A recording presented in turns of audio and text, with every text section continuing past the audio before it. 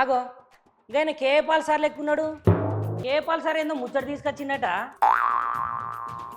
అయినా గా ఆంధ్రప్రదేశ్ రాష్ట్ర ప్రభుత్వంలో పాల్సార్ ప్రభుత్వం రాగానే ముందుగానే క్యాబినెట్ మంత్రులను అనౌన్స్ చేస్తాడో ఏందో. జోక్ చేసినలా అగో పక్కపొంటి బామ్మోహన్ సార్ లెక్కున్నాడు. సారు మరి ఏం చెప్తారో సురు చేయర్రి. ప్రతి ఇంటిలో ఒక కుండ, అరేకులు, అచ్చళ్ళు పెట్టుకొని అక్కడ పంపించారు. అగో ఏం సారు ఈ కుండలు చూపించే ముచ్చటేంది? పొద్దుగాల ప్రెస్ మీట్ అని పిలిచి ఊకుకైనా కుండలు చూపేపడుతుంది. ఈ రోజు ఎలక్షన్ కమిషన్ మధ్యాహ్నం మాకు కుండ గుర్తుని ఇవ్వడం చాలా సంతోషం. అరే రే రే గందుక కుండలు చూపించేది గదేనులా కేపాల్ సారు ప్రజాశాంతి పార్టీ ఉన్నది కదా, గా పార్టీకి ఎలక్షన్ కమిషను కుండ గుర్తు ఇచ్చిందట. అందుకనే కుండలు చూపిస్తారు. కుండ గుర్తుకే ఓటేద్దామని ప్రజలు నిర్ణయించుకోవడం.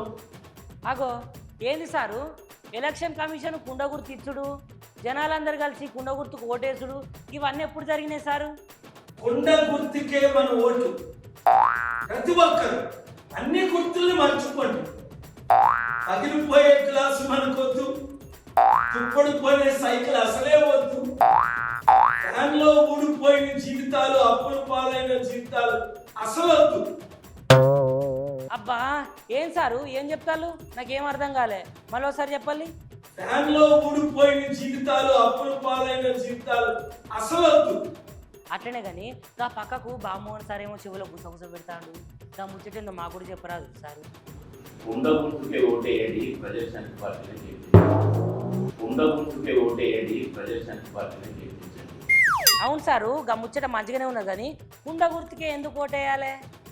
ఫ్రిడ్జ్ను మెయింటైన్ చేసే వాళ్ళ వరకు కూడా ఈ ఎండాకాలంలో ఖచ్చితంగా కుండ కొనుక్కొని చల్లటి నీళ్లు తాగుదాము, ఆరోగ్యానికి మంచిది తాగుతారు. ఇప్పుడు అర్థమైంది అవుల్లా కుండ గుర్తుకే ఎందుకు ఓటేయమంటాలో.